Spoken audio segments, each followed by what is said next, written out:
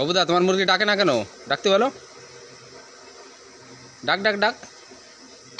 এই তো ডাকছে। বাবুদার খুব মুরগির দারুণ শিক্ষা। বাবুদা মুরগি বিক্রি করবে নাকি? বাবুদা ডাকো। ও বাবুদা মুরগি বিক্রি করবে নাকি? 500 টাকা দেবো, আনি দাও। হ্যাঁ বলছি 500 টাকা দেবো, বিক্রি করবে? বলছি বিক্রি করবে, 500 টাকা দেবো।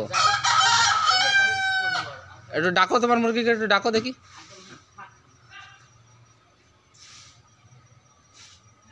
ধরো, একটু ধরো।